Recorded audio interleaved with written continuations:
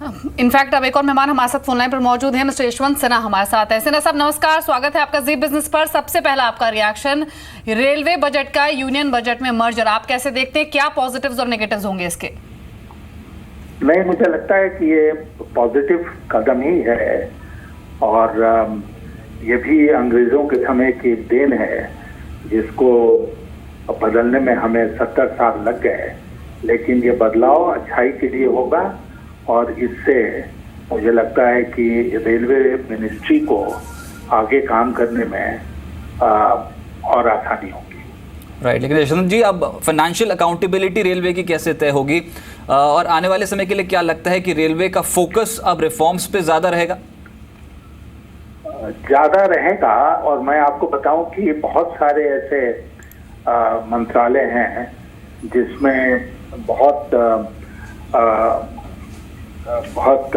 Expenditure government of India का जाता है और उनका अलग बजट नहीं होता है। तो कैसे अकाउंटेबिलिटी होती है, खास करके संसद के प्रति, क्योंकि संसद की जो स्टैंडिंग कमिटीज हैं वो उनके बजट को देखती हैं, उसको एग्जामिन करती हैं और समय समय पर उनके ऊपर दोनों सदनों में चर्चा भी होती है उनके बजट के ऊपर या उनके कार्यकलाप के ऊपर। तो इस प्रकार अकाउंटेबिलिटी मेंटेन होगा संसद के प्रति और देश की जनता के प्रति। जी मिस्टर सिन्हा, लेकिन यहाँ पर मर्ज होने के बाद रेलवे की आइडेंटिटी पर क्या कुछ क्वेश्चन रेज होता है? और दूसरी चीज ये कि फाइनेंस मिनिस्ट्री को मौजूदा स्थिति में मर्ज करने के बाद क्या ऑटोनॉमी ग्रांट करनी होगी रेलवे मिनिस्ट्री को? मुझे लगता है कि तुरंत रेलवे मिनिस्ट्री की जो सारी ऑटोनॉमी थी उसको वापस कर लेना संभव नहीं होगा। इसलिए वित्त मंत्रालय और रेलवे मंत्रालय को साथ बैठ के तय करना पड़ेगा कि मर्जर के बाद भी क्या ऑटोनॉमी रेलवे मिनिस्ट्री एंजॉय करेगी। और मुझे लगता है कि रेलवे मिनिस्ट्री को और दूसरे ऐसे विभागों को भी काफी सारी ऑटोनॉमी देनी चाहिए ताकि वो अपने बजट के दायरे में अपना काम कर सके और हर छोटे इसके लिए उनको फाइनेंस मिनिस्ट्री नहीं दौड़ना पड़े।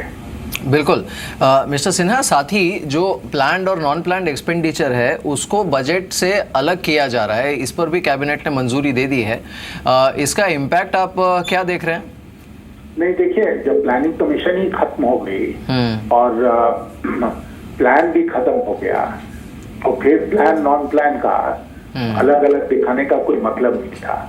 तो वो तो एक कॉन्सिक्वेंशियल मैं मानूंगा कि सुधार हुआ जो होना ही चाहिए था।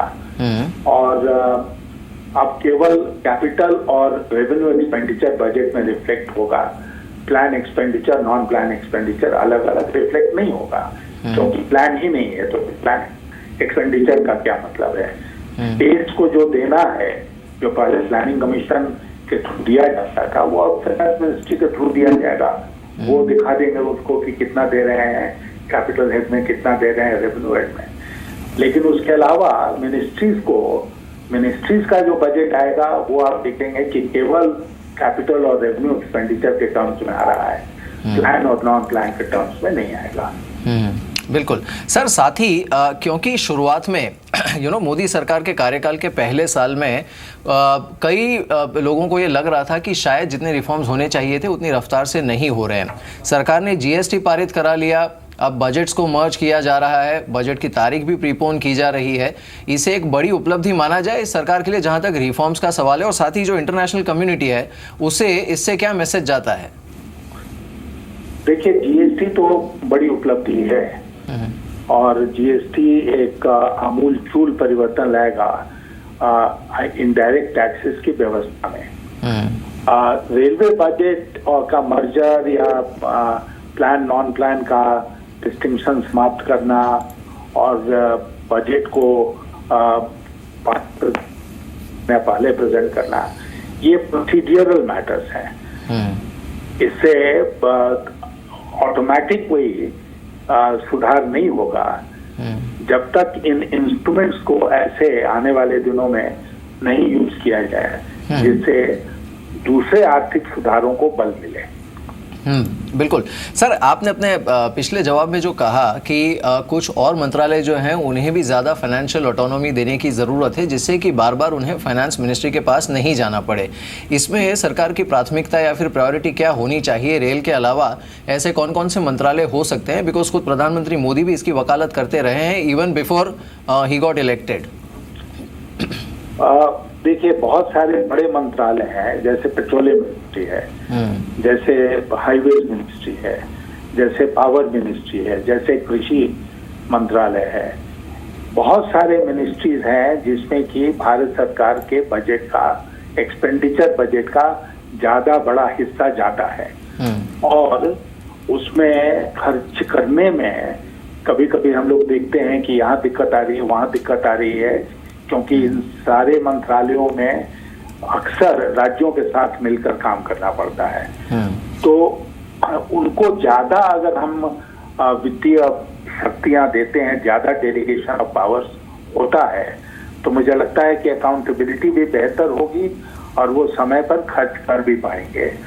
और एक दफा जब उनके बजट की स्वीकृति मिल गई, एक दफा जब उनके प्रोजेक्ट को स्वीकृति मिल गई, जिसकी अपनी अलग से एक प्रक्रिया है भारत सरकार में, तो फिर उनको बार बार वित्त मंत्रालय में आने की आवश्यकता नहीं पड़नी चाहिए।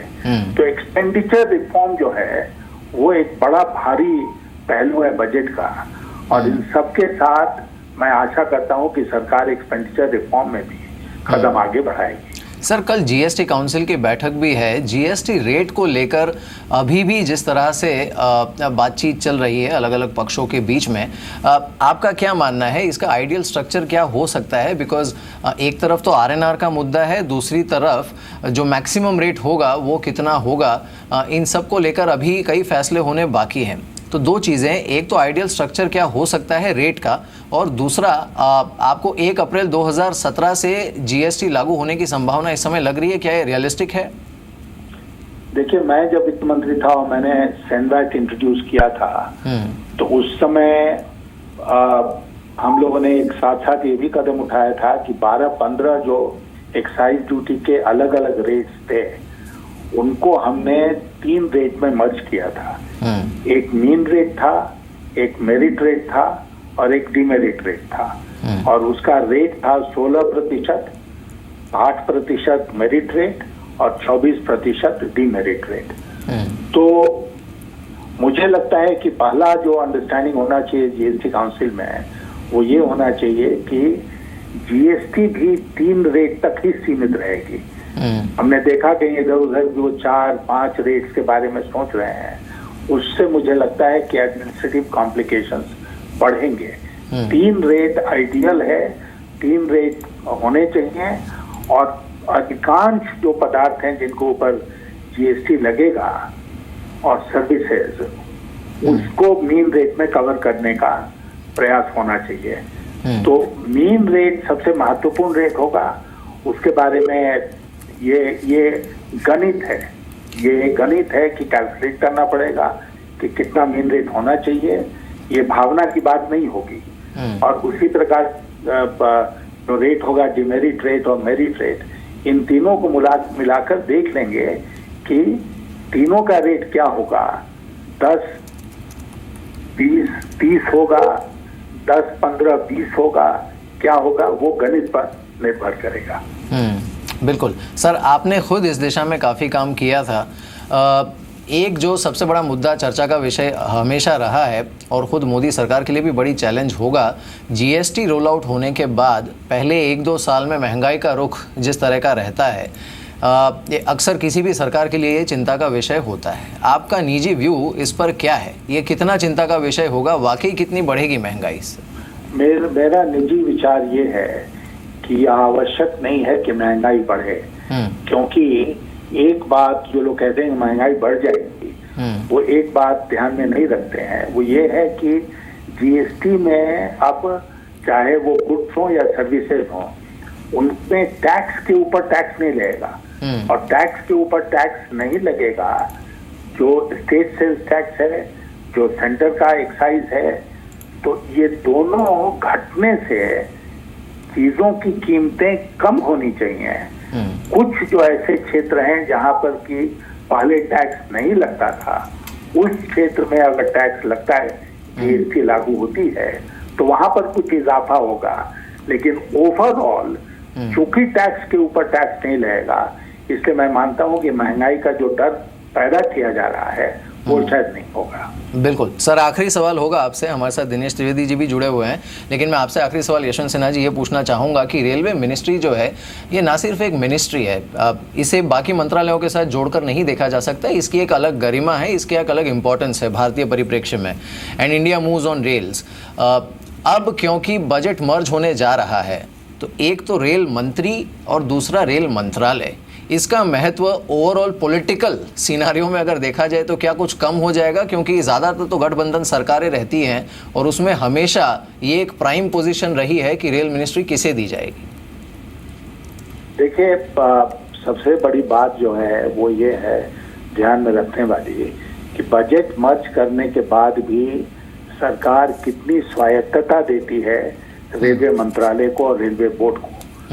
क्योंकि रेलवे बोर्ड तो खत्म नहीं हो रहा है, ये नहीं है कि अब दूसरे मंत्रालयों की तरह उसमें एक सचिव होंगे, एक अतिरिक्त सचिव होंगे, और ये है उसमें एक बोर्ड है जिसके माध्यम से काम होता है।